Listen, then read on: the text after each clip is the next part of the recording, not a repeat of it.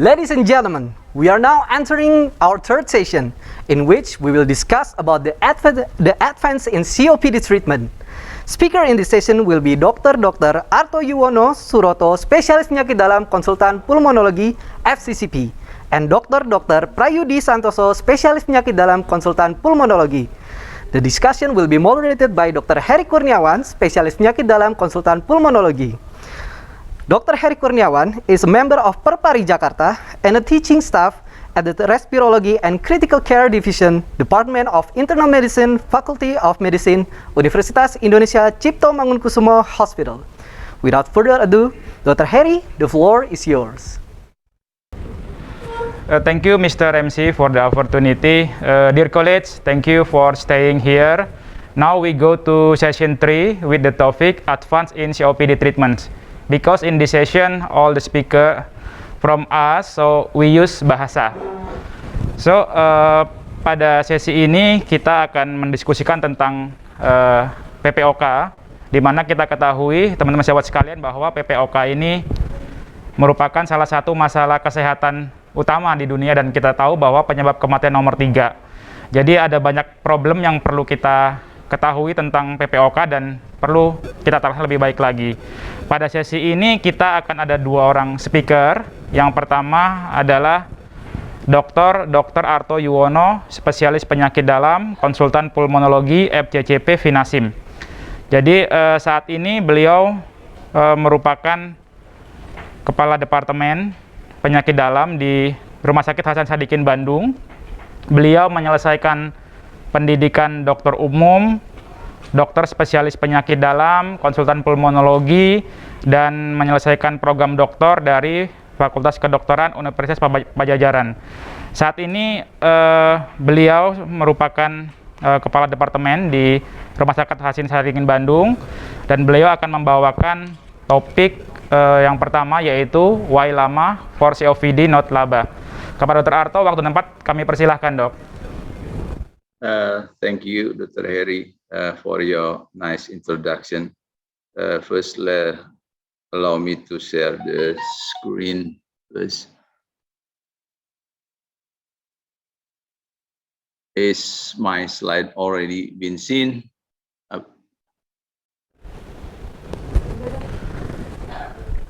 Yes, Dok. Sudah, Dok. Okay. Thank you, Dr. Heri. I have to obey the chairman of this meeting, so I will talk in bahasa. Okay, it is better, I think, ya. The topik yang akan saya bawakan adalah mengenai kenapa lama untuk COPD bukan LABA, ya, kenapa long acting muscarinic antagonis bukan long acting beta 2 agonis. Ini adalah outline yang akan saya bawakan. Yang pertama adalah COPD dan challenge-nya selama pandemi COVID-19 ini, kemudian peran bronkodilator pada stable COPD berdasarkan goal 2000-2001, and then the last but not least is why the LAMA is the tiotropium. Ya. Yang pertama adalah bahwa kita semua sadar, kita semua tahu bahwa COPD tetap merupakan suatu burden besar, ya, untuk dunia kesehatan, ya. Dan COPD sendiri oleh goal 2021 didefinisikan sebagai common and preventable and treatable disease yang ditandai oleh adanya persistent respiratory symptom dan airflow limitation disebabkan oleh abnormalitas saluran nafas dan atau alveoler, artinya bisa salah satu atau keduanya, ya, yang disebabkan oleh exposure terhadap gas-gas atau partikel berbahaya, dan juga dipengaruhi oleh host factor seperti lung development dan berbagai komorbiditi yang biasanya mempunyai impact pada morbidity dan mortality. 2020 ini dianggap bahwa COPD diestimasikan merupakan penyebab nomor 3 kausa mortalitas di dunia ini, gitu, ya. Kemudian dengan lebih dari 3 juta penduduk dunia meninggal karena COPD, and the prevalence is estimated to be continue to increase for next 40 years. And then if we do not do anything in 2060, it will be estimated that more than 60 million of people will die for each year. Yeah. The increasing prevalence ini directly due to the increased prevalence of smoking and air pollution. Smoking is a problem in all over the world, not just Indonesia. In many parts of the world, there are no strict regulation on smoking issue, and the economic burden of COPD is enormous, and mostly due to the exacerbation. How about in Indonesia? Di Reskerdas 2013 ini prevalence of COPD is around 3.7, and there are studies that show in 2013 that prevalence of non-smoker age 40 is also high, is around 6.3, and the prevalence of men is 3 times higher compared with women. And again, it is due to the high prevalence of smokers and increased air pollution. And Professor Dev Singh, in one of his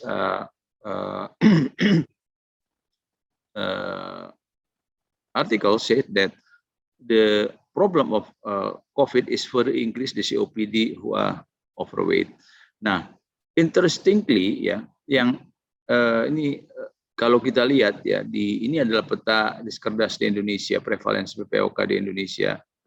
Yang menarik adalah justru di daerah-daerah yang remote ya, ini prevalensi PPOK-nya ini lebih tinggi gitu, di Papua bukan Papua Barat tapi Papua, kemudian di Aceh ya. Kalau di Jawa Barat sih understandable ya, bahwa kita tinggi gitu ya, Jawa Barat dan Jakarta. Tapi yang interesting adalah di daerah seperti Papua dan Aceh ya. Nah, this is new from Gold ya, which mentioned about COPD and its relationship with COVID-19. There are several important key information. Yeah.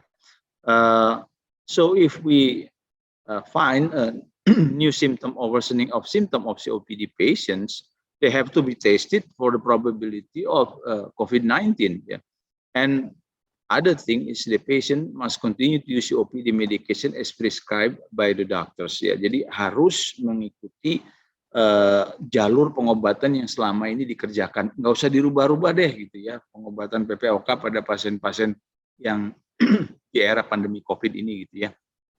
Dan penggunaan spirometri ditekankan sekali, harus berhati-hati dikerjakannya, betul-betul hanya dikerjakan pada keadaan yang urgen dan esensial untuk diagnosis ataupun untuk mengakses pulmonary function kalau mau ada intervensi atau surgical prosedur. Tetap menerapkan 3M ini atau 5M ini yang diminta oleh Gold terkait dengan COPD di era COVID ya. Nah, slide ini memperlihatkan bahwa kadang-kadang it is it is often challenging in differentiating COVID-19 infection with daily symptom of COPD ya. Jadi kadang-kadang tidak mudah memisahkan antara COPD, gejala harian COPD dengan COVID-19. Sama-sama mereka punya simptom cough and shortness of breath, tapi kalau COVID-19 tentu disertai dengan gejala-gejala sistemik infeksi virus lainnya seperti demam, fatigue, dizziness, diare, nausea, dyschezia, anosmia, dan lain-lainnya. Dan ini terkait dengan pemeriksaan-pemeriksaan, saya kira sejawat semua paham semua ya, pemeriksaan-pemeriksaan yang dianjurkan kalau dicurigai seseorang penderita PPOK menderita COVID. Yang ingin ditekankan adalah Gold itu betul-betul menekankan bahwa continue maintenance therapy for COPD as usual, termasuk ketika di dalamnya kita berikan inhaled corticosteroid. Seringkali itu menjadi pertanyaan, apakah inhaled corticosteroid diteruskan? Apakah diteruskan pada pasien PPOK? Diteruskan, jangan tidak diteruskan, semua pengobatan diteruskan ya. Beberapa hal adalah bahwa untuk protective strategi ya harus mengikuti prinsip PPI yang berlaku. Gunakan face covering ya, consider shielding atau sheltering in place. Jadi kalau di luar negeri itu kan banyak orang yang homeless ya. Nah, yang homeless itu dianjurkan untuk sheltering, jadi di satu tempat gitu. Jadi di satu tempat dan dilakukan PPI yang baik dan benar sehingga tidak terjadi penyebaran gitu ya. Kalau di Indonesia kan hal seperti ini tidak lazim gitu ya.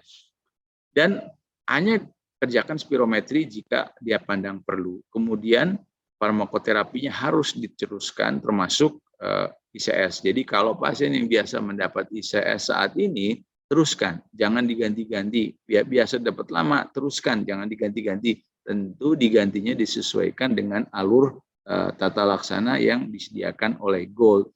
Tapi bukan berarti ketika kita ketemu pasien PPOK yang betul-betul terkendali dengan obat tersebut, lalu karena zaman pandemi harus dihentikan obatnya. Itu salah sekali ya.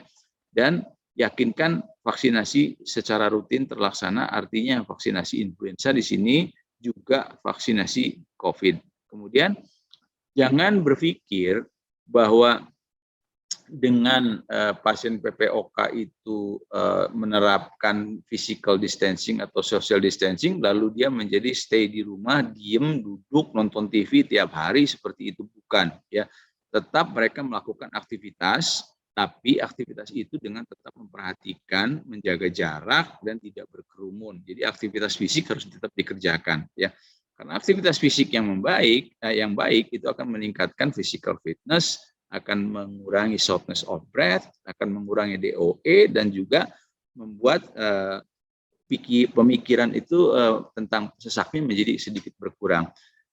Lakukan testing jika dipandang perlu ya, untuk kalau ada perburukan gejala. Jadi setiap gejala yang PPOK yang memburuk itu harus kita anggap pertama kali sebagai jangan-jangan COVID.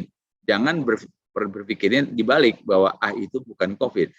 Pikirkan yang pertama adalah COVID, dan kalau mungkin lakukan pemeriksaan. Avoid spirometri kecuali esensial, avoid bronkoskopi kecuali esensial. Yang rutin-rutin nggak usah dikerjakan karena dua hal ini adalah hal-hal yang aerosol generating, itu bisa merupakan problem. And then also assess for co-infection. Sekali lagi untuk COPD farmakoterapi ya harus tetap dilaksanakan. Boleh gunakan antibiotik atau oral kortikosteroid jika dipandang perlu ya. Dan juga avoid nebulization when possible.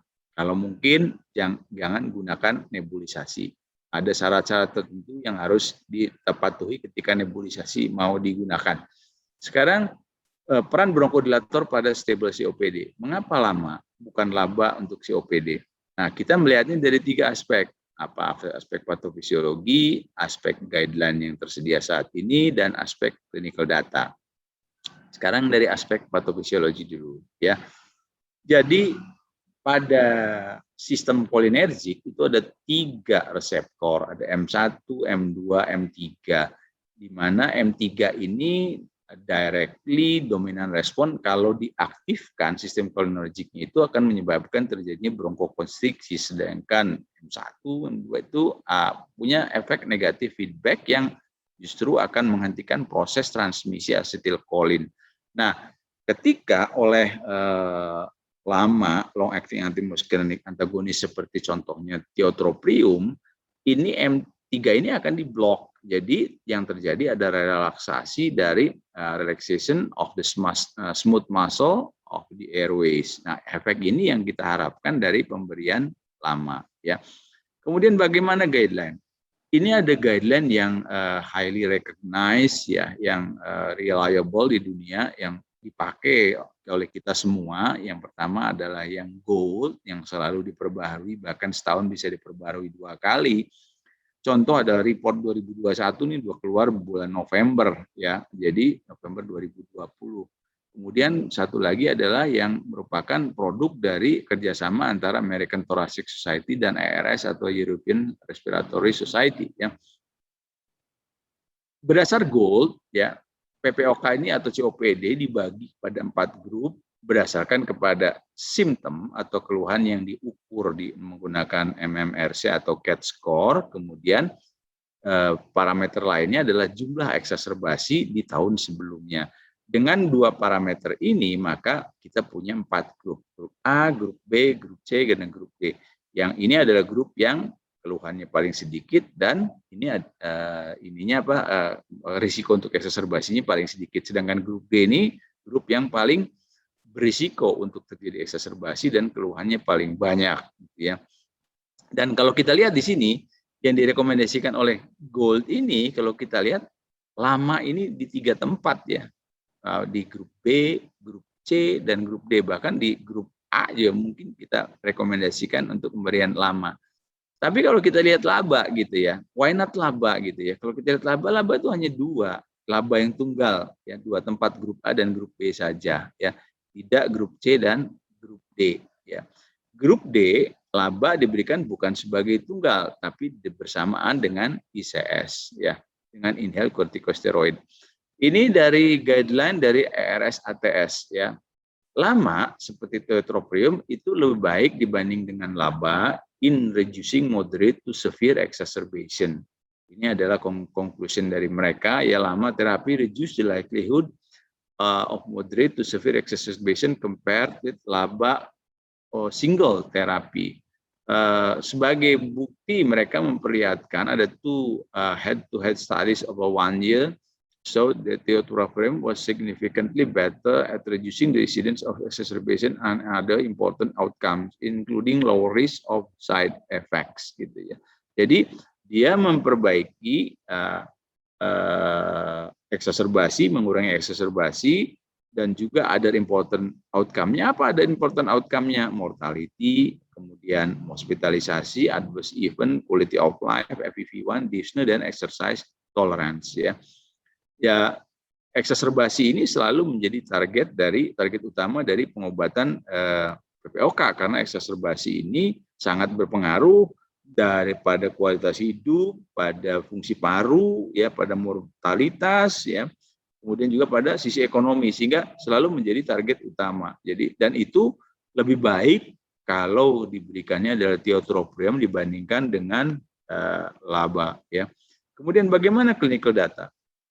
Clinical data ini disodorkan satu meta-analisis dan systematic review dari Quarai ya, yang memperlihatkan bahwa lama itu lebih baik daripada laba adalah memperbaiki FEV1, reducing the incidence of exacerbation and the incidence of side effects ya.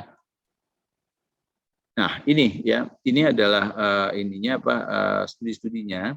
Dibandingkan dengan tiotropium dan salmeterol, jelas dia lebih bagus tiotropium dibandingkan dengan salmeterol tunggal ya. Ingat ya, salmeterol tunggal bukan salmeterol plus ICS, bukan salmeterol plus fluticasone, tapi salmeterol tunggal dalam menurunkan eksaserbasi. Ini P-nya lihat signifikan. Kemudian dibandingkan dengan indacaterol saja, ini laba, pure laba ya, long acting beta 2 agonis, juga lebih baik dalam mengurangi, mereduce eksaserbasi. Kita lihat semua ini di kanan ini ya, ininya bergeser ke kiri semua ya. Jadi dalam tiotropium lebih baik dibandingkan dengan laba, meskipun bila dilihat lebih hati-hati dibandingkan dengan vilanterol dan olodaterol gitu ya. Ini mereka hanya comparable, jadi tidak signifikan, comparable gitu ya, tapi tidak signifikan. Nah, bagaimana dengan laba atau lama yang lain dibandingkan dengan laba? Comparable ya. Tapi kalau tiotropium ini jelas lebih baik dibandingkan dengan laba yang lain. Tapi kalau lama dibandingkan dengan laba yang lain yang non tiotropium ini comparable ya, dibandingkan dengan indacaterol, formoterol, dan vilanterol ya. Jadi pada stable COPD sebagai summary yang bisa disampaikan, kenapa lama bukan laba untuk COPD? Kita melihat dari patofisiologi jelas tadi sudah diuraikan, kemudian kita melihat dari guideline juga disokong oleh guideline yang ada pada saat ini, kemudian disokong guideline ini tentu didasarkan kepada research yang ada.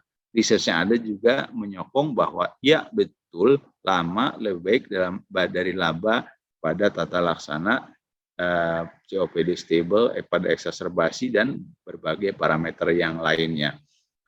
Nah, pertanyaan selanjutnya, dari lama itu yang mana lamanya gitu? Kenapa lamanya harus tiotropium? Nah, ini kita lihat ada beberapa parameter ya, dari yang kita lihat ada beberapa variabel. Pertama efficacy, kemudian safety, dan dari bentuk inhalernya sendiri. Kemudian pertama adalah efficacy ya. Nah, efficacy ini kita lihat dari berbagai macam studi ya. Ini dari ada 7 studi ya, membandingkan tiotropium dibandingkan dengan kombinasi lama-laba, laba ICS, ADER lama, dan laba tunggal gitu ya, obat ini ya. In general, it is indisputable that tiotropium reducing moderate to severe exacerbation. Jadi comparable, bahkan dibandingkan dengan lama-laba kombinasi ini. Nanti kita lihat studinya masing-masing. Nah, ini Spark studi tiotropium saja gitu ya, tiotropium tunggal ya, itu dibandingkan dengan kombinasi glikopirinium dan indakaterol yang notabene merupakan kombinasi lama-laba ya, ini sama gitu, comparable. Padahal kan ini mono, ini kan FDC ya 2 gitu ya, lama-laba. Tapi untuk yang moderate to severe ya, ini sama comparable. Tapi jangan lihat yang mild. Kalau yang mild ya tentu ternyata penelitian memperlihatkan lebih baik kombinasi lama-laba dibandingkan dengan mono ya. Kalau untuk yang berat sih comparable gitu ya. Ini juga sama ya. Jadi lihat ini comparable angkanya ya, antara monotiotropium dibandingkan dengan lama-laba FDC glycopyrronium indakaterol. Nah, ini ada studi INSPIRE. Tiotropium not significantly different dibandingkan dengan salmeterol fluticasone. Bukan salmeterol tunggal ya. Kalau salmeterol tunggal mau jelas kalah lawan tiotropium, tapi ini salmeterol yang dikombinasikan dengan fluticasone gitu ya.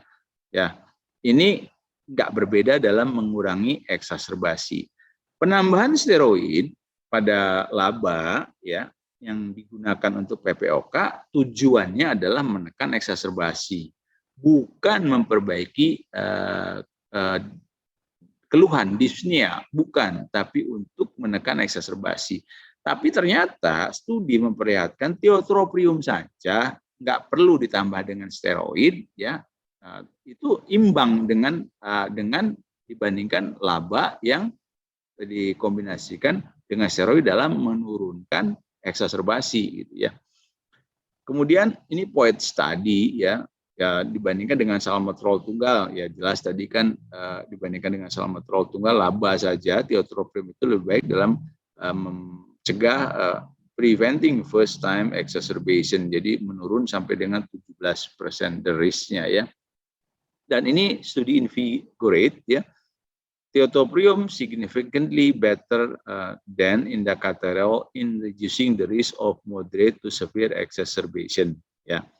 Jadi dibandingkan dengan laba, lama itu lebih baik dalam menurunkan eksaserbasi ya. Ini bentuknya masih Handy Haller dulu ya, ketika si tiotropiumnya disampaikan dengan cara Handy Haller, belum dengan cara Respimat yang sekarang. Saya nggak tahu dengan cara Respimat mungkin akan lebih baik lagi, karena Respimat itu lebih mudah lagi, seperti tadi ya, film atau demonstrasi di awal tadi memperlihatkan bahwa lebih baik, lebih mudah digunakan cara Respimat. Kemudian bagaimana dengan safety-nya ya? Ini dose dependent ya, safety dari tiotropium ini jarang sekali menyebabkan side effect, tapi bisa menyebabkan side effect ringan such as dry mouth and also cough in about 15% of the subjects. It is quite different with laba, which we sometimes are afraid of arrhythmogenic effect of long-acting beta-2 agonist ya. We do not find pathophysiologically or evidently by the study that tiotropium, which is a long-acting muscarinic antagonist, could affect the or develop the arrhythmogenic effect. It is different, quite different with laba ya.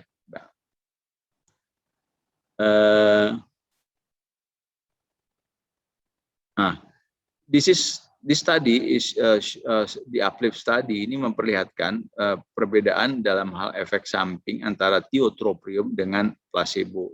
Kalau kita lihat di sini nggak ada yang berbeda ya, nggak ada yang berbeda, jadi sama aja efek sampingnya ya dalam hal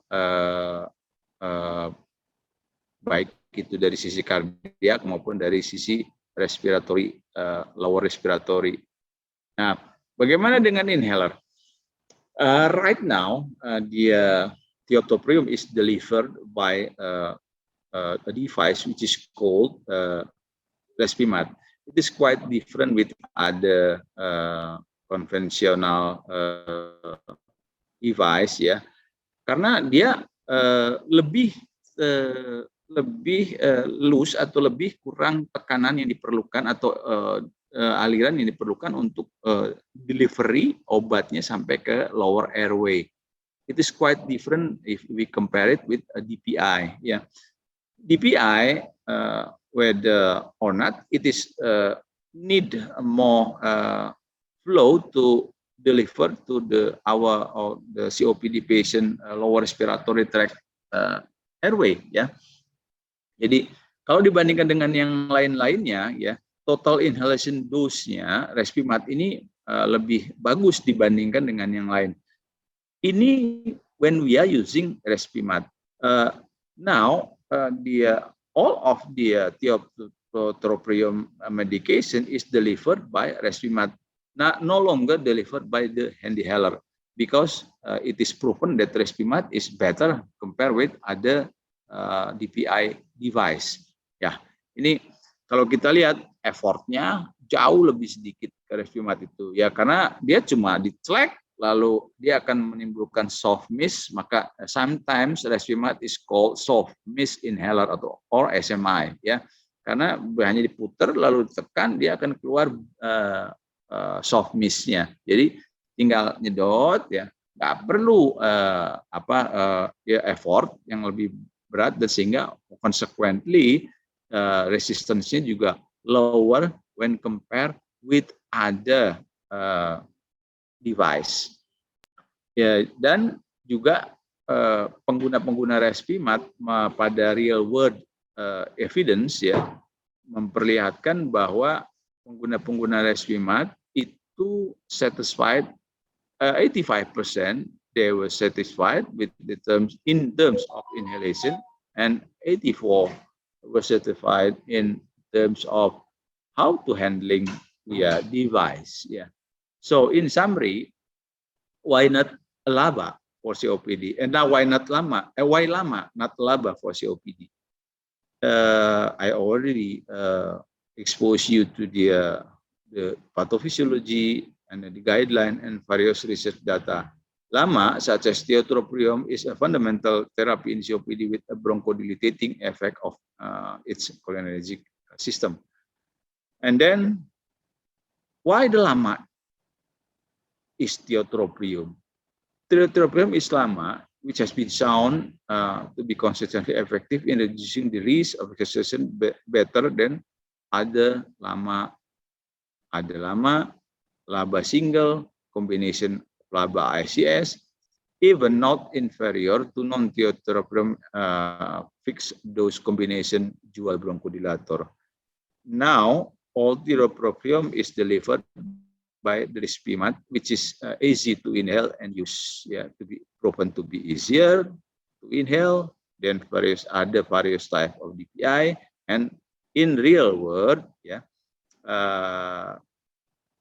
it shows that 85% patient is satisfied in terms of inhalation and 84% in terms of handling.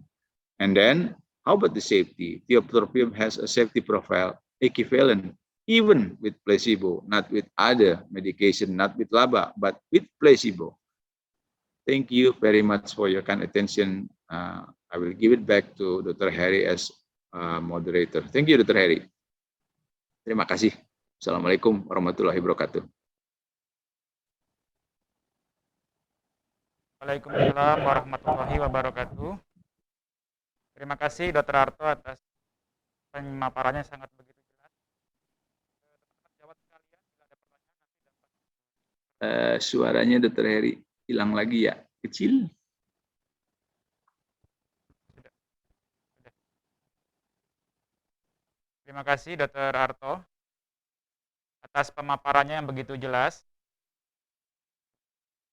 Oke, teman-teman sejawat sekalian, bila ada pertanyaan silakan diketik terlebih dahulu di kolom Q&A. Nanti kita akan diskusi bersama setelah selesai pada akhir sesi, setelah sesi yang kedua. Untuk topik selanjutnya akan dibawakan oleh Dr. Prayudi dengan judul Inhalability Impact for Better Outcome in COPD Patient. Dr. Prayudi adalah seorang staf di Divisi Respirologi dan Penyakit Kritis, Departemen Ilmu Penyakit Dalam, Rumah Sakit Hasan Sadikin, Bandung. Beliau menyelesaikan pendidikan dokter umum, dokter spesialis penyakit dalam, konsultan pulmonologi, dan juga doktoral di Fakultas Kedokteran Universitas Padjadjaran Bandung. Saat ini beliau bekerja sebagai staf di Divisi Respirologi dan Penyakit Kritis, Rumah Sakit Hasan Sadikin, Bandung. Beliau juga merupakan koordinator dari tim MDR-TB di rumah sakit tersebut dan juga sebagai anggota kelompok kerja TB MDR nasional dan juga anggota coach dari TB nasional. Kepada Dr. Prayudi, waktu kami persilahkan dok. Silakan dok. Thank you for our moderator, Dr. Heri. Good morning, everybody. I will be presenting about inhalability impact for better outcome in COPD patient. I will in bahasa. Dr. Heri, saya share screen dulu ya. Suara saya jelas ya, Dr. Heri? Jelas dok, suaranya. Ya.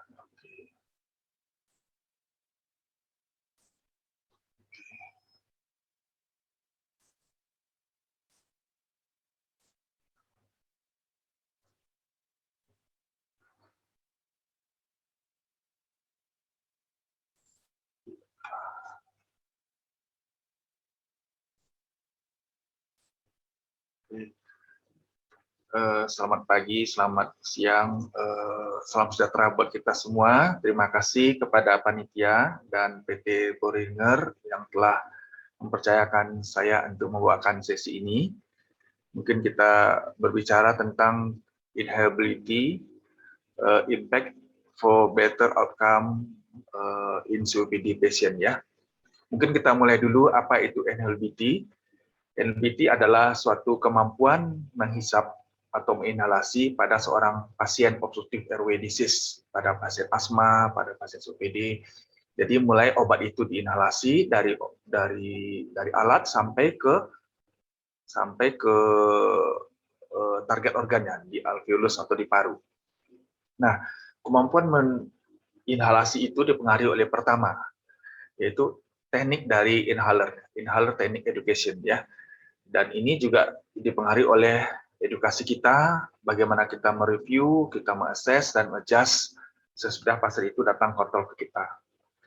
Dan yang kedua, kemampuan menginhalasi ini dipengaruhi juga oleh peak inspiratory flow rate atau P. Atau peak inspiratory flow rate ini kemampuan inspirasi kecepatannya pada setiap pasien. Dan yang terakhir adalah yang sangat penting juga tergantung adalah desain dari alat tersebut. Nah, kalau kita lihat goal 2021 sangat menekankan sekali pentingnya kemampuan pasien untuk menginhalasi obat ini. Ya, ini ada beberapa studi. Studi yang pertama yaitu tentang research improper inhale technique associated with poor asthma control and frequent emergency department visits. Ya, jadi kalau pasien tersebut menggunakan teknik tidak benar, tidak sesuai, akan meningkatkan pertama kunjungan ke emergensi. Kemudian ini dilakukan pada pasien asma, tidak akan tercapai asma kontrolnya.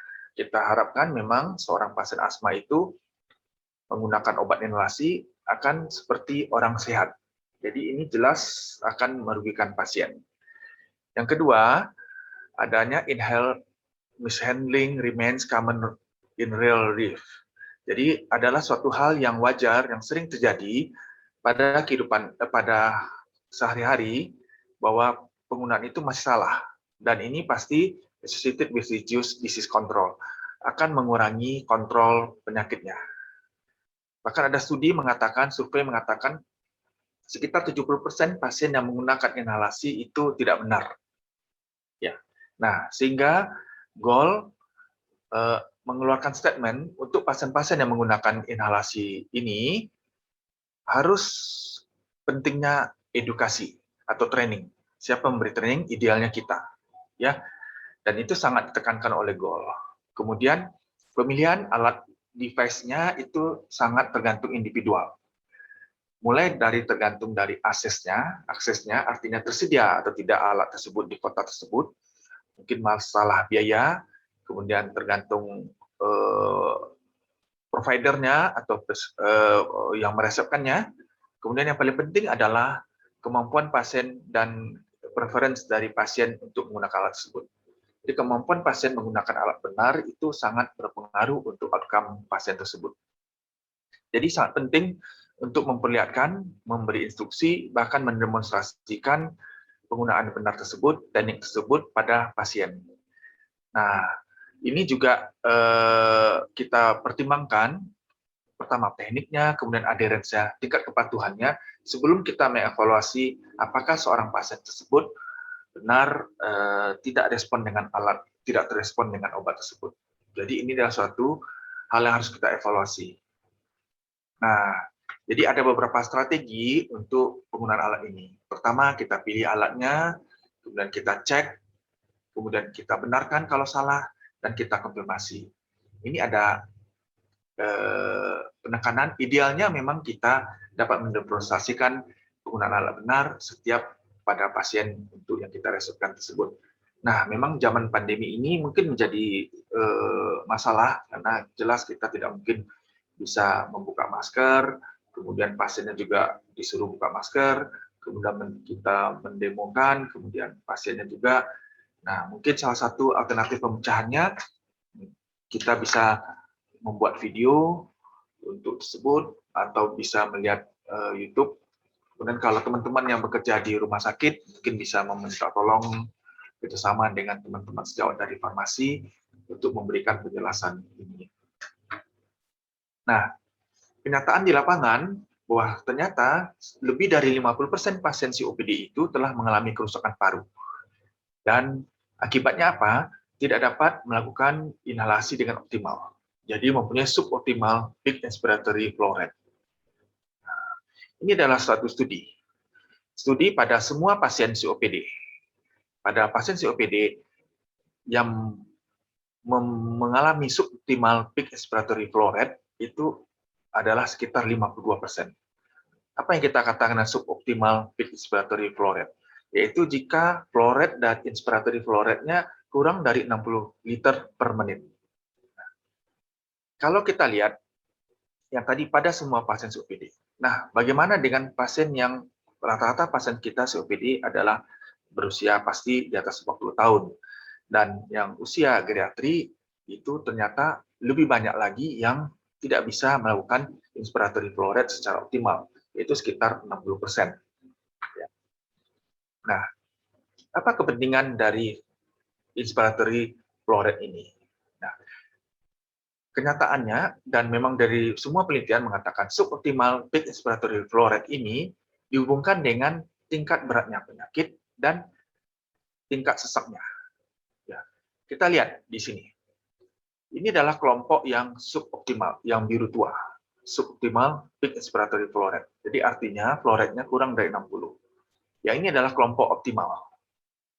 Ini kita lihat, kita bandingkan dengan baseline dari Modified Medical Research Council. Kita lihat berapa skornya. Makin tinggi skor, makin jelek pasien tersebut. Dan ini adalah kita bandingkan baseline Dyspnea Index. Ya. Nah, ternyata hasilnya bagaimana? Kita lihat, pasien-pasien yang suboptimal peak inspiratory flow rate ternyata lebih tinggi mempunyai baseline Modified Medical Research Council-nya. Dan juga dengan body baseline Dyspnea Index. ini berlawanan ya. Jadi lebih rendah yang ini. Jadi artinya suboptimal ini berkorelasi dengan tingkat beratnya sesak nafas pada pasien COPD. Nah, ternyata peak inspiratory flow rate yang rendah ini juga berhubungan dengan readmissions. Readmission ini tingkat masuk kembali dirawat di rumah sakit. Ya, ini retrospektif study pada 123 pasien yang mengalami COPD eksebasi, kemudian dilihat peak inspiratory flow rate-nya, ternyata terdapat signifikansi antara kedua kelompok ini. Ini yang suboptimal, ada signifikansi perbedaan dengan optimal. Optimal dari peak inspiratory flow rate-nya. Jadi artinya tingkat kembalinya ke rumah sakit dalam waktu kurang 90 hari pada kelompok yang suboptimal itu lebih sering, jauh. Dan ini signifikansi berbeda. Nah, kita lihat, ini penelitian juga menunjukkan berapa lama seseorang itu akan kembali ke rumah sakit. Dibedakan juga dua kelompok yang suboptimal dan optimal. Ternyata pada kelompok yang suboptimal itu lebih cepat terjadinya masuknya rumah sakit. Jadi artinya pasien yang suboptimal itu pertama lebih sering dirawat dan lebih cepat masuk dibandingkan pada kelompok yang optimal. Nah, karena itu menjadi sangat penting kalau bisa kita menilai peak inspiratory flow rate ini. Kita bisa memprediksi dan mengidentifikasi pasien-pasien mana yang kira-kira mempunyai peak inspiratory flow rate. Nah, ini idealnya. Idealnya kita menggunakan alat ini. Alat ini kita sebut inject dial. Ya, jadi ini suatu hal yang ideal untuk melihat mengukur secara objektif berapa peak inspiratory flow rate pada pasien tersebut. Tetapi para teman sejawat, ternyata alat ini susah didapat. Bahkan di negara barat pun susah. Ya, jadi mungkin saya pikir saya belum pernah dengar di Indonesia ada alat ini. Yang pertama, alatnya terbatas, kita susah mendapatkan alatnya. Yang kedua, kalau kita menggunakan alat ini perlu waktu. Jadi mungkin tidak ada waktu bagi seorang klinisi yang sibuk. Jadi untuk melihat berapa peak inspiratory flow rate-nya. Nah, karena itu, bagaimana cara memprediksinya? Kita mungkin bisa melihat karakteristik dari klinik dari pasien pada praktek kita sehari-hari. Jadi kita lihat kita prediksi dari karakteristik pasien, kemudian dari karakteristik kliniknya. Nah, apa yang kita lihat? Ternyata dari penelitian, karakteristik pasiennya, pasien-pasien mana yang mempunyai peak inspiratory flow rate-nya rendah? Kita lihat dari gender. Dari penelitian mengatakan bahwa perempuan lebih rendah mempunyai peak inspiratory flow rate-nya dibanding pada pria, pada laki-laki. Kemudian pada usia yang lebih tua akan terjadi penurunan peak inspiratory flow rate ini. Kemudian pada yang lebih pendek itu adalah suatu independent prediktor untuk adanya pengurangan kondisi peak inspiratory flow rate ini. Nah, pada pasien-pasien yang mengalami eksebasi, jelas akan terjadi pengurangan peak inspiratory flow rate ini. Kemudian pasien-pasien yang tidak menggunakan penggunaan device inhaler dengan baik, jelas akan menyebabkan suboptimal peak inspiratory flow rate. Jadi hal ini sangat penting. Karena itu apa yang kita lakukan?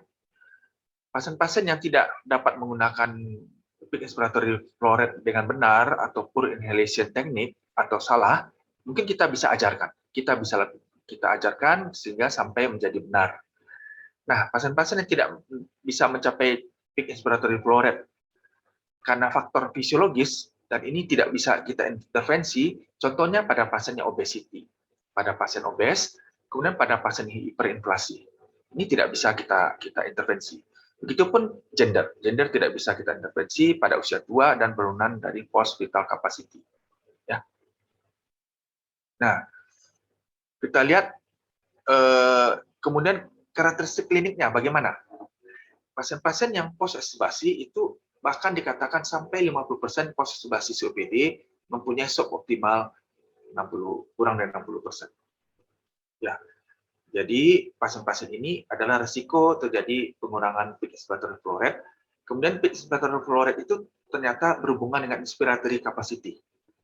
Inspiratory capacity biasa kalau itu berkurang biasanya menunjukkan suatu hiperinflasi paru.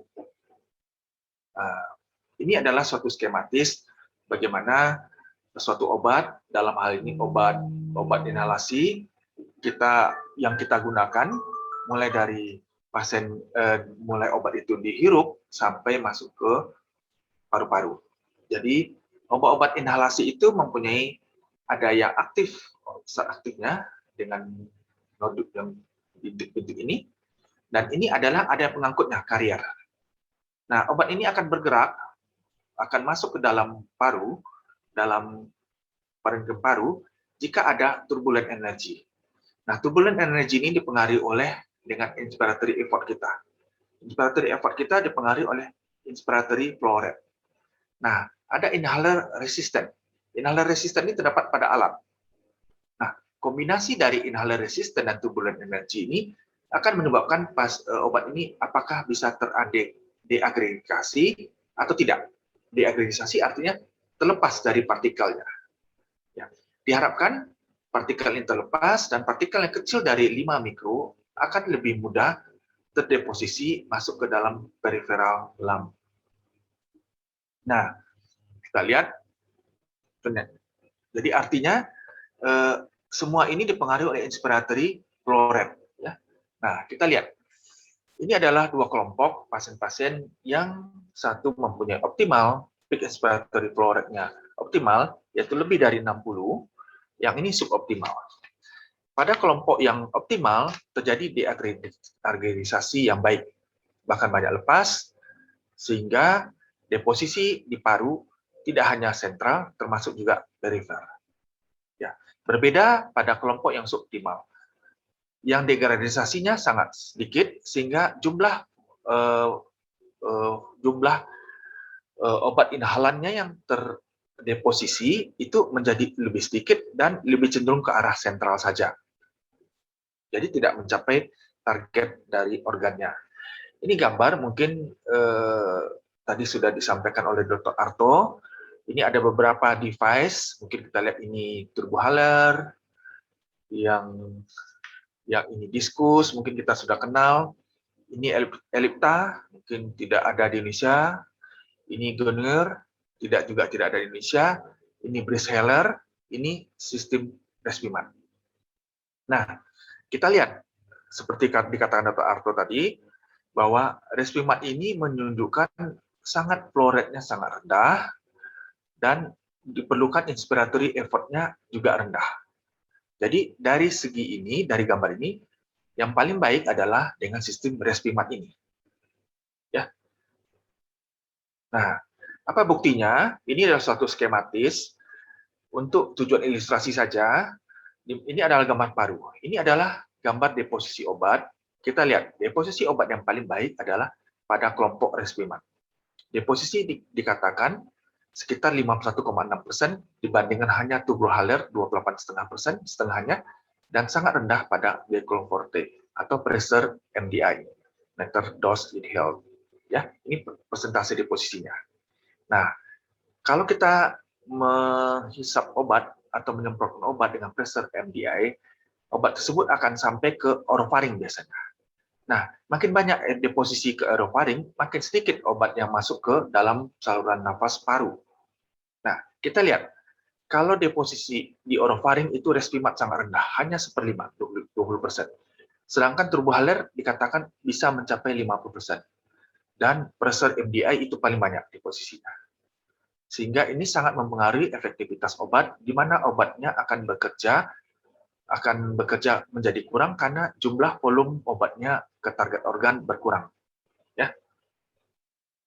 Nah, kita lihat Respimat itu ternyata cukup dengan low aerosol velocity, dengan kecepatan yang rendah, obatnya sudah cukup efektif. Kemudian durasinya juga cukup lama. Nanti kita lihat kenapa hubungan durasi ini dengan efektivitas obat. Kemudian mempunyai partikel yang high fine particle. dikatakan soft mist. Jadi soft mist itu seperti kabut halus, sehingga sangat baik untuk deposisi sampai ke perifer paru. Jadi pasiennya hanya perlu dengan lambat dan dalam nafasnya. Nah, kita lihat ini perbandingan antara DPI, dry powder inhaled, pressure meter dose inhaled, kemudian soft mist inhaled. Ya, kita lihat. Yang pertama, kita lihat deposisinya dari DPI itu sekitar 6,5 sampai 35%. Ya, kenapa? Karena DPI itu memerlukan nafas yang cepat dan dalam. Jadi pasiennya harus nafas cepat dan dalam untuk memecah antara karier pengangkut obat dengan obatnya, sehingga mencapai ke optimal lung deposition. Dan kebanyakan pasien COPD ini bermasalah. Karena itu deposisinya sangat rendah. Dan bagaimana pressure MDI? Pressure MDI ternyata lebih tinggi dari DPI, tetapi lebih rendah daripada soft mist inhalers. Ya, jadi ini dipengaruhi juga nozzle. Nozzle itu lubang-lubang diameter pada alat. Nah, kita lihat pada soft mist inhaled, ternyata partikelnya cukup paling tinggi, itu sekitar 75%. Karena partikel dengan slow dan deep inhale dapat mencapai jaringan paru. Kemudian desain dari nozzle-nya berbeda dengan dari pressure MDI. Nah, jadi kita lihat dengan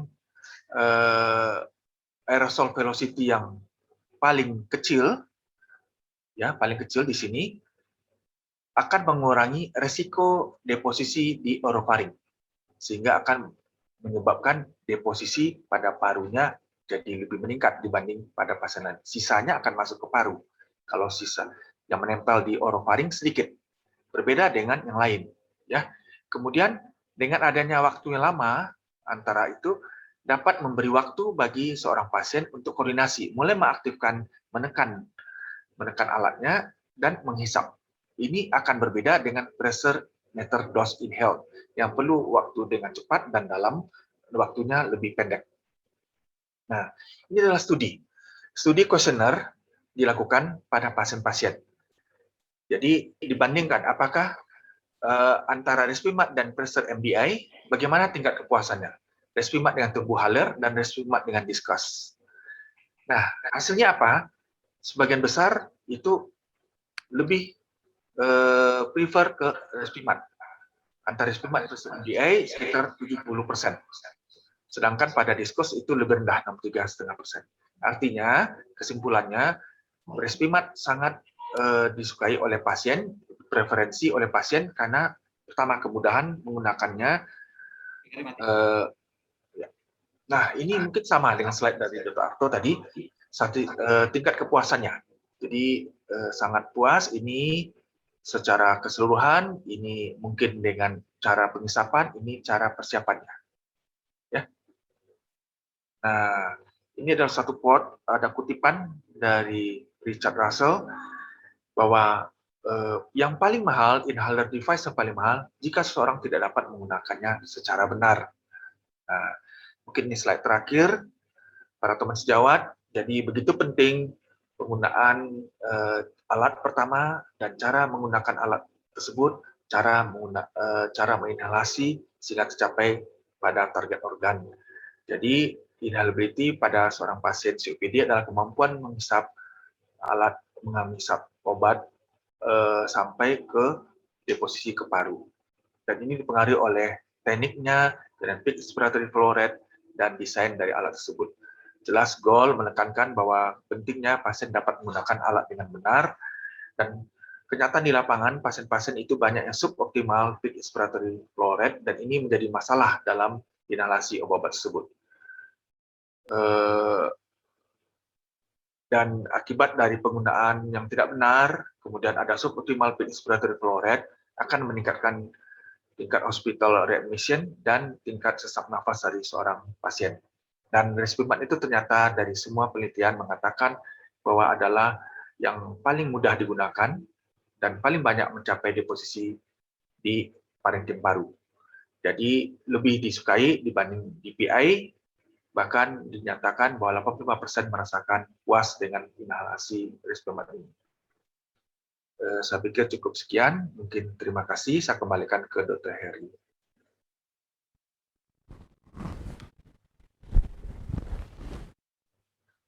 Ya, baik. Terima kasih Dr. Prayudi atas presentasinya yang begitu jelas. Teman-teman sejawat sekalian, sekarang kita masuk pada sesi diskusi Dr. Arto dan Dr. Prayudi ya. Teman-teman sejawat, bila ada pertanyaan dapat diketik pada kolom Q&A. Oke, sudah ada beberapa pertanyaan masuk. Yang pertama untuk Dr. Arto, Dok, ada pertanyaan, Dok. Untuk menegakkan diagnosis COPD, dikatakan bahwa disertai abnormalitas pada saluran napas dan alveoli. Pada GOLD 2021, dikatakan bila ada penurunan FEV1 per FVC. Namun saat ini dengan penggunaan spirometri yang dibatasi, apakah untuk menegakkan diagnosis kita bisa menggunakan CT scan, Dok, atau model yang lain, Dok? Silakan, Dok. Ya, terima kasih Dr. Heri. Terima kasih atas pertanyaannya juga ya, bahwa memang spirometri adalah suatu keniscayaan, ya, requirement untuk diagnosis PPOK atau COPD. Ketika ini harus dibatasi, ya, seperti anjuran dari GOLD ya 2021 di era pandemi, artinya ya, yang dibatasi itu di era pandemi. Bukan berarti tidak boleh dikerjakan, silahkan dikerjakan, hanya kita tidak sembarangan menggunakan, ya. Kita tidak sembarangan mengerjakan. Tentu kalau mengerjakannya sebagai contoh ya, kalau pasien ini suspek, ya tentu tidak kita kerjakan pada pasien itu. Kemudian apalagi kalau pasien yang confirm, tidak kita kerjakan. Tapi kalau pasiennya tidak ada kecurigaan ke arah COVID, ya dikerjakan aja, tidak masalah, dengan tetap memperhatikan prinsip-prinsip PPI. Jadi dikerjakan sebaiknya di ruangan yang ventilasinya baik, ya. Kemudian sesedikit mungkin orang berada di dalam ruangan tersebut, ya. Kemudian petugas menggunakan APD yang appropriate sesuai dengan levelnya. Ini kan aerosol generating. Kalau aerosol generating kan berarti APD-nya harus level 3, ya, gitu ya. Jadi harus diperhatikan itu. Dan kalau kami di Rumah Sakit Dr. Hasan Sadikin, ya, ini melakukan paling tidak screening dengan menggunakan swab atau tes antigen, kita minta. Jadi tetap dikerjakan, hanya dengan screening yang lebih baik.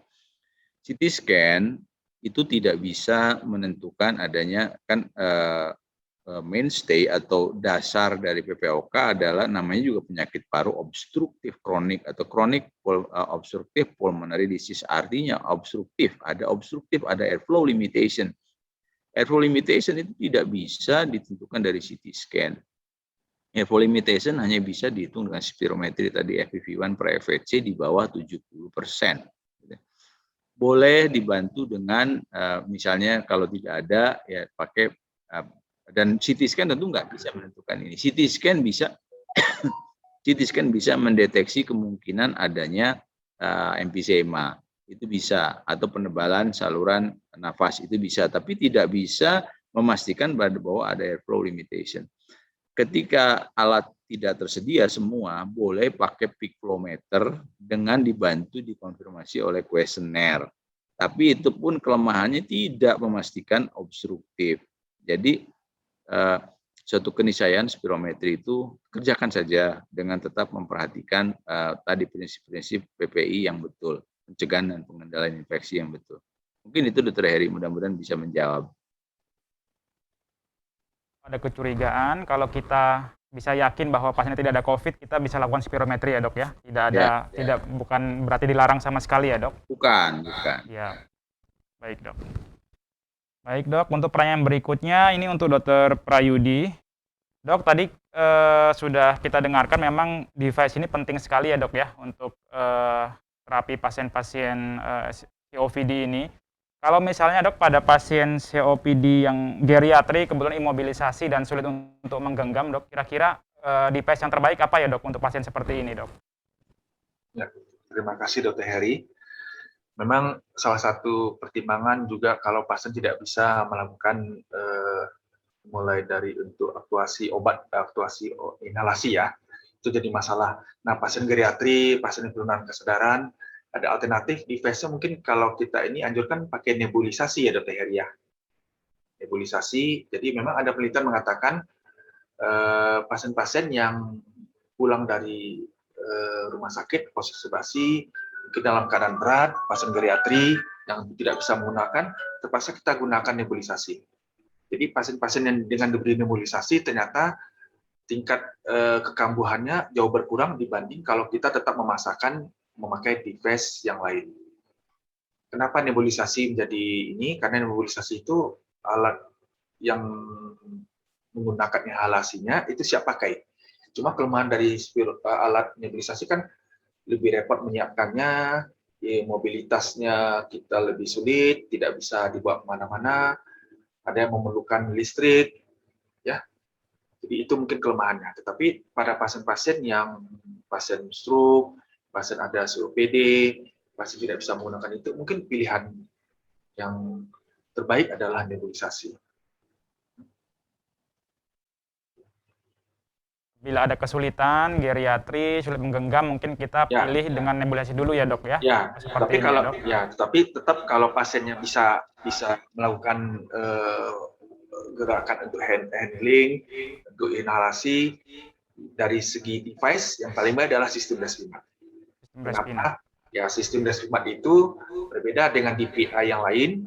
DPI yang lain itu kalau freezer MDI itu memerlukan dua pekerjaan bersamaan. Pertama, menekan alatnya, kemudian alat ditekan, kemudian inhalasi keluar, inhalan keluar, kemudian diisap. Jadi ada dua pekerjaan yang harus dilakukan dalam waktu bersamaan. Dan itu sulit koordinasi bagi orang tua.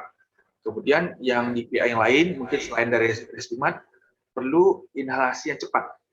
Inhalasi yang cepat dan kuat.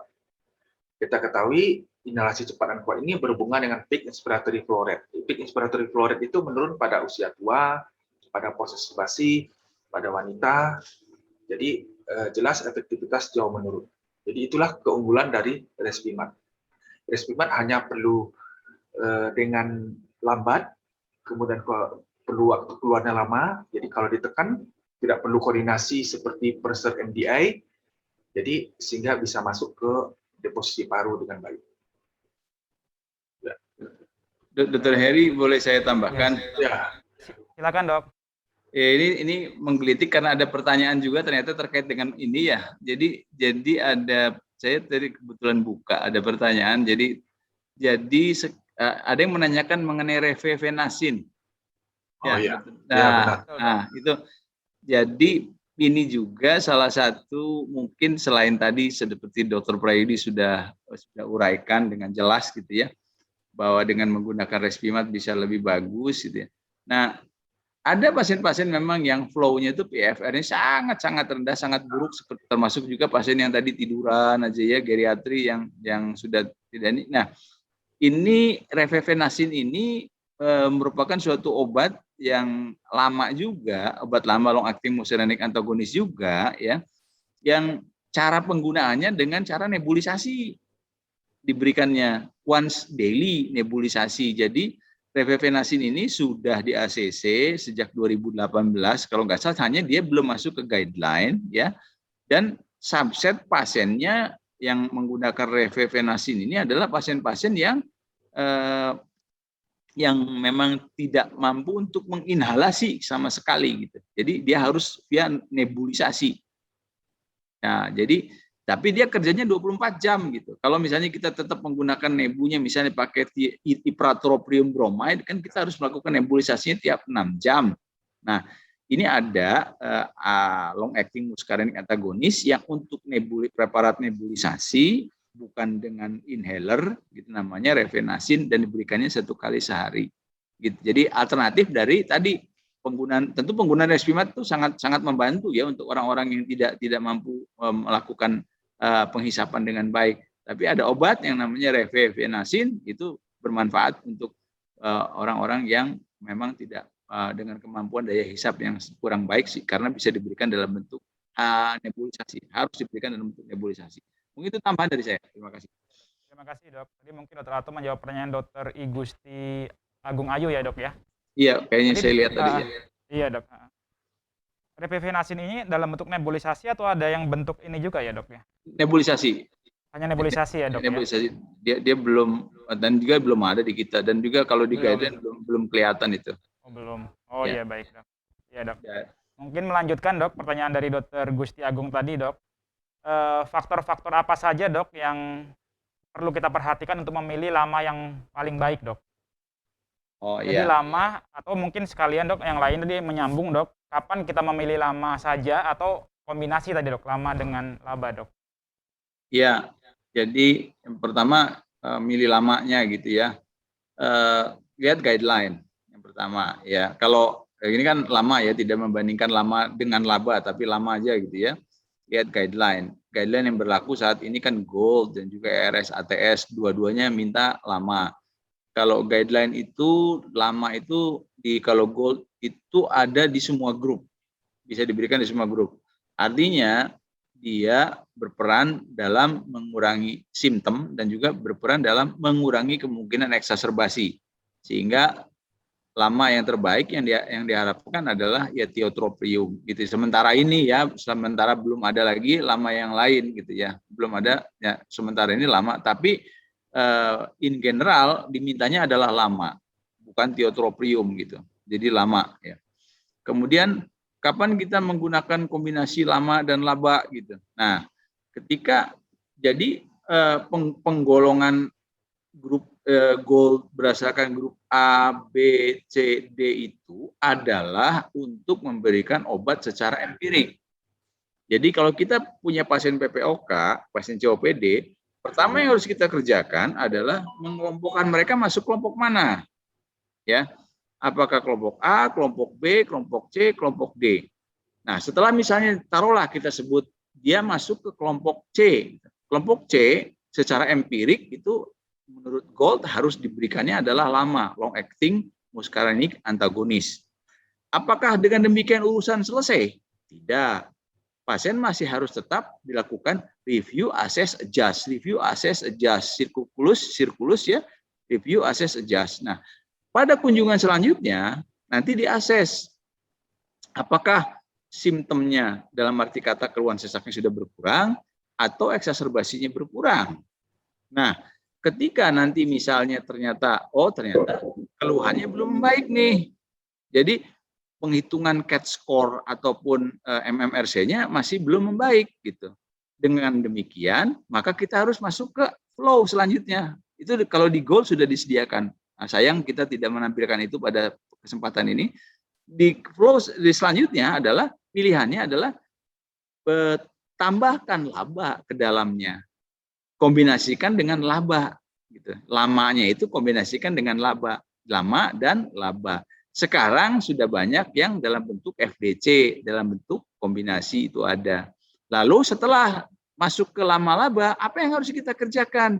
Kita evaluasi lagi tadi, masuk ke dalam circle tadi, review, assess, adjust, review, assess, adjust. Sesuaikan lagi nanti kalau memang belum. Jadi artinya lama dan laba itu adalah kalau untuk grup A, B, dan C itu adalah lama adalah pilihan pertama, tapi kalau untuk grup A, untuk grup D ya itu bisa diberikan dari awal.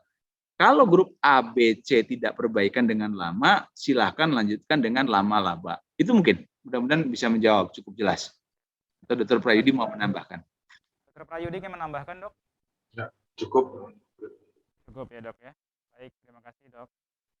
Ini ada pertanyaan lagi dok untuk Dr. Prayudi dok. Ketika kita sudah memilihkan device tadi dok ke seorang pasien, katakanlah misalnya kita memilih DPI atau MDI atau Respima tadi dok, kapan sih dok kita evaluasi ini cukup baik ke pasien, ini harus kita ganti gitu, bagaimana step-stepnya ya dok? Ya, mungkin sistemnya sama seperti di kata Dr. Artu tadi, kita assess, kemudian kita adjust, kemudian kita review. Jadi idealnya setiap kunjungan pasien kita minta pasien mendemokan kita.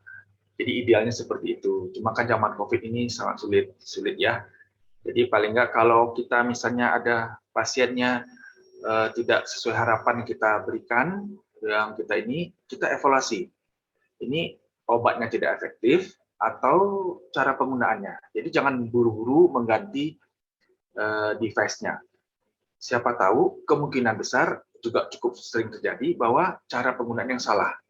Tadi ada quote tadi mengatakan, ada kutipan, penggunaan obat inhalasi yang paling mahal adalah kalau tidak benar menggunakannya.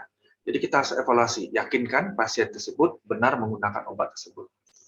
Memang kalau ada satu pilihan, mungkin kalau dari survei tadi, Respimat cukup mendapat pilihan. Kenapa? Karena dari satu segi inhalasinya tidak perlu cepat, perlu cuma slow, walaupun tetap dalam dan waktunya lambat gitu. Cuma memang ada macam-macam pilihan kan ya, preferensi pasien, kemudian masalah biaya mungkin. Memang ini teknologi baru, mungkin dari segi cost mungkin lebih mahal dibanding dari yang lain. Ya. Jadi prinsipnya kita mesti evaluasi, yakinkan pasien tersebut benar menggunakan alat. Tidak ada ketentuan waktu berapa lama, tapi mungkin biasanya kalau pasien datang kontrol, kita tanyakan, kita evaluasi. Baik, terima kasih dok. Jadi intinya setiap kali pasien kontrol kita harus evaluasi ya dok ya untuk menentukan apakah perlu di switch atau tidak ya device-nya ya dok. Ya, Baik, terutama pada pasien-pasien yang tidak mencapai harapan kita setelah menggunakan obat tersebut. Baik dok. Ya. Baik dok, ini ada pertanyaan dari Dr. Juhairi. Pasien PPOK dikatakan treatable, sehingga apakah pasien ini bisa dinyatakan sembuh? Dan apakah ada kriteria untuk menghentikan terapi pada pasien ini? Ini mungkin ditujukan pada Dr. Arto dan Dr. Prayudi dok, dari Dr. Zuhairi. Silakan dok. Silakan Dr. Prayudi dulu. Ya, treatable itu artinya kan bisa diobatin. PPOK, pasien PPOK itu dari definisinya aja, mungkin kita lihat pasien yang progresif. Jadi tujuan pengobatan PPOK tidak menyembuhkan, tapi kita pertama menghilangkan simptomnya, mencegah progresivitasnya. Mungkin kabar gembiranya adalah treatable-nya. Mungkin sembuhkan tidak. Kan tapi cukup banyak penyakit yang seperti itu kan ya. DM tidak bisa sembuh, hipertensi tidak bisa sembuh, penyakit jantung ini juga beberapa penyakit jantung bisa kardiopati walaupun ada yang bisa reversible, ada yang tidak. Jadi mungkin dalam tanda kutip pasiennya tidak perlu kecewa, yang penting bisa diobatin, bisa dikontrol, bisa simptomnya perbaikan. Jadi treatable di sini artinya bisa diobatin, tidak sembuh. Ya. Mungkin begitu Dr. Arto ya. Ada tambahan dok, Dr. Arto? Ya, jadi kalau kita lihat kelompok tadi, terima kasih Dr. Prayudi. Jadi kalau kita lihat kelompok tadi ABCD tadi, gitu ya. Kalau kita lihat kelompok A itu adalah kelompok yang simptomnya paling sedikit, risiko eksaserbasinya paling sedikit, gitu ya. Kelompok D itu adalah simptomnya paling banyak karena risiko eksaserbasinya paling tinggi. Nah, treatable itu artinya begini, betul, saya setuju sekali Dr. Prayudi bahwa ini bukan sembuh, tapi treatable itu artinya kalau misalnya dia risikonya tinggi, simptomnya banyak, bisa kita geser gitu, menjadi risiko eksaserbasinya jadi minim, kemudian eksaserbasi minim, kemudian keluhannya juga CAT score-nya yang tadi dihitung itu bisa menjadi di bawah 10 gitu. Kalau misalnya tadinya CAT score-nya 22 ya, pada kunjungan selanjutnya jadi 15, kunjungan selanjutnya lagi jadi misalnya bisa di bawah 10. Artinya dengan demikian pasien itu kualitas hidupnya menjadi lebih baik. Atau MMRC-nya misalnya pertama kali terdiagnosis MMRC-nya 3, nanti bisa dibikin jadi 1, treatable, tapi memang bukan untuk sembuh gitu. Karena kelainan ini sudah menetap dan progresif biasanya. Tapi treatable, bisa diperbaiki gitu. Ya. Itu tambahan dari saya. Kalau untuk terapinya dok, apakah bisa diturunkan dok? Misalnya awalnya dengan lama laba sudah terkontrol, nanti CAT score-nya, MMRC-nya turun, apakah bisa kita turun jadi lambat tunggal atau tetap dengan lama laba dok? Nah, agak berbeda dengan asma yang bisa yang stepwise terapi, bisa step up, bisa step down gitu ya. Kalau misalnya belum bagus naik, kalau udah naik, kalau udah bagus boleh turun gitu. Kalau di gold ya, di COPD gold ini yang bisa turun itu dari ICS laba. Kalau ICS laba tidak membawa perbaikan, bahkan yang terjadi adalah kejadian pneumonia naik, maka ICS-nya boleh di stop gitu ya. Jadi ICS-nya boleh di stop lalu ganti dengan preparat yang misalnya dual bronkodilator lama laba.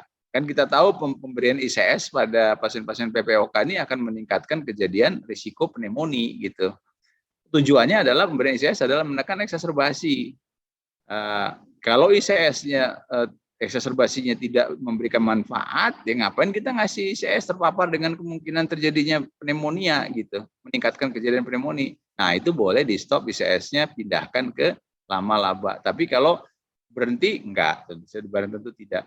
Asma juga gitu loh, nggak ada yang boleh berhenti steroid kalau di asma, ya. Jadi sekarang pengobatan itu sama lah, kayak kita tadi Dokter Prayudi udah nyinggung hipertensi, diabetes. Pernah gitu antihipertensi boleh diberhentiin, Dokter Heri enggak kan? Sama. Ini juga penyakit kronik, tidak sama ya. Gitu. Terima kasih, Ya, mari. Dok. Ini di lapangan ini memang kadang-kadang kan masih diturunkan ya, Dok. Gitu terkontrol, diturunkan, mungkin itu yang jadi problem lagi ke depannya ya, Dok. Iya, betul. Iya, Dok. Dokter Prayudi ada tambahan, Dok? Masih ada tambahan? Cukup, Dr. Arto. Cukup ya. Ya, Dok, ini mungkin pertanyaan terakhir ya, Dok. Pertanyaan terakhir. Ini ditanyakan, Dok, kalau misalnya pasien COVID dengan ada comorbid COPD, kira-kira, Dok, ini berpengaruh nggak nanti, Dok, dengan lama rawat, angka kematian, dan terutama ini, Dok, kejadian long COVID syndrome, Dok. Ini mungkin terakhir untuk Dokter Prayudi dan Dokter Arto ini, Dok. Silakan Dokter Prayudi. Ya, dari beberapa studi, COPD itu sangat merupakan suatu faktor underlying disease yang menjadi suatu risiko berat pada pasien COVID. Mungkin berbeda dengan asma ya, Dr. Arto ya. Jadi jelas ini pertama tingkat mortality-nya jadi lebih tinggi pada pasien COVID-19, dan morbidity juga jadi tinggi. Jadi kita bayangkan pasien yang sudah pasien dengan reserve sisa paru dengan COPD. Dengan begitu kemudian kena pneumonia COVID, pasti jadi lebih jelek dibanding pasien yang tidak pasien normal. Jadi memang CDC mengatakan COPD merupakan satu faktor underlying disease yang memperberat menjadi risiko berat pada pasien COPD. Saya pikir mungkin pasti menambah length of stay-nya, risiko kematiannya, pengobatannya, prognosisnya. Ya, mungkin dari saya itu, Dr. Heri. Dokter Arto ada tambahan, Dok? Saya kira iya, mungkin itu saja. Jadi memang iya jelas COPD itu meningkatkan mortality dan poor outcome ya, mortality dan poor outcome lainnya. Yang masih sedikit debatable itu adalah pada sensitivitas atau kerentanan untuk menderita untuk meningkatkan kerentanan gitu. Karena juga orang-orang COPD itu pasti lebih hati-hati kan, ya. Orang-orang COPD itu udah tahu jelas punya COPD, biasanya itu lebih menerapkan 5M-nya itu beneran gitu. Sehingga dengan demikian angka kejadiannya juga seolah-olah tidak tinggi gitu. Ya, padahal kalau lihat reseptornya, reseptor ACE2-nya ya, pada pasien COPD itu reseptor ACE2-nya meningkat, overekspresi, ekspresinya itu meningkat gitu, reseptor ACE2-nya. Jadi kalau mortalitas dan poor outcome lainnya jelas.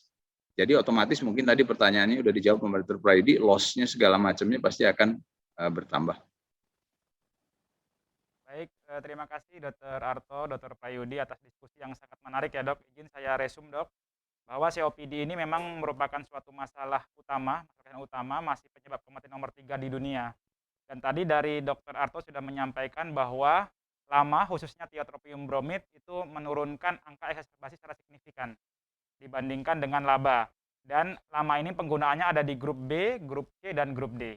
Kemudian Dr. Prayudi juga tadi menyampaikan bahwa inhalability ini sangat penting karena penggunaan device yang benar, teknik yang benar itu akan meningkatkan kebaikan pada pasien-pasien COPD.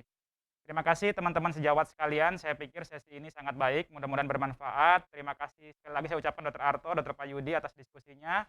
Saya tutup sesi ini. Assalamualaikum warahmatullahi wabarakatuh. Waalaikumsalam warahmatullahi wabarakatuh. Terima kasih Dr. Heri. Terima kasih Dr. Heri, Dr. Arto, terima kasih. Terima kasih semuanya, panitia. Mari terima kasih teman-teman banyak. jawab yang menyaksikan. Terima kasih.